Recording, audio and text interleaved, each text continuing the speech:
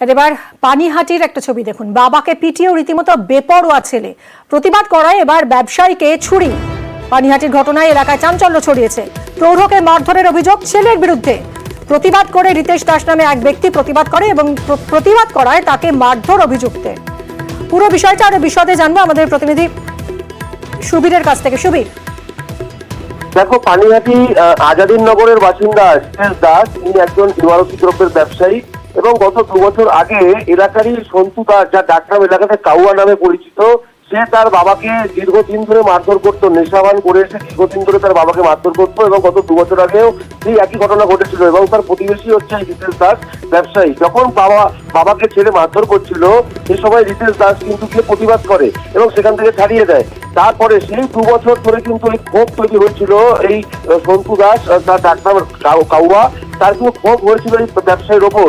এবং গতকাল যখন রাত্রিবেলা এই ব্যবসায়ীটার দোকানে বসেছিলেন, তখন সন্তু দাস সেখানে যায় এবং গিয়ে কিন্তু প্রথমে তার গলা লক্ষ্য করে কিন্তু ছুরির কোপ দেয়। তখন সে কোনো রকম সরিয়ে দেয় এবং সেই কোপটা গিয়ে পড়ে তার কানে। এবং এরপরে কিন্তু এলাকার মানুষজন ছুটে আসে এবং এসে কিন্তু সেই অভিযুক্ত যুবককে ধরে ফেলে এবং তারপর আশঙ্কাজনক অবস্থায় তাকে নিয়ে যাওয়া হয় পানিহাটি হাসপাতালে, সেখানে চিকিৎসা করা হচ্ছে এবং এখন সেখানে ভর্তি রয়েছে।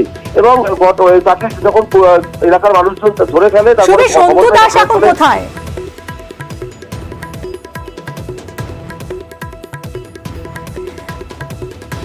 সুবীর, যে হামলা চালিয়েছে সে এখন কোথায়? তার কি কোনো খোঁজ পেল পুলিশ? হ্যাঁ, সেটাই বলতে যাচ্ছিলাম যে এই যে অভিযুক্ত যুবক, তাকে কিন্তু এলাকার মানুষজন হাতে হাতে ধরে ফেলে এবং ধরে ফেলার পরে খবর পেয়ে ঘটনাস্থলে গোলা থানার পুলিশ আসলে গোলা থানার পুলিশ এলাকার বাসিন্দারা তুলে দেয়। এই মুহূর্তে তাকে গ্রেফতার করেছে গোলা থানার পুলিশ। ধন্যবাদ সুবীর।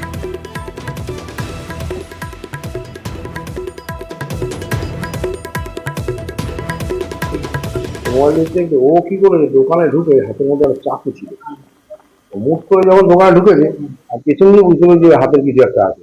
ও ঢুকে গিয়ে ফট করে চাকুটা, আমার হাতে মোবাইলটা দেখছিলাম আমি, ও চাকুটা চালিয়ে আমার গলার দিকে, হ্যাঁ গলার দিকে, হ্যাঁ গলার দিকে চলে যেতে আমার হাতটা এরকম ছিল, ওর হাতটা আমার হাতটা জুড়ে লেগেছে আর কি। লাগার পরে ওই চাকুটা তখন আর লাগেনি।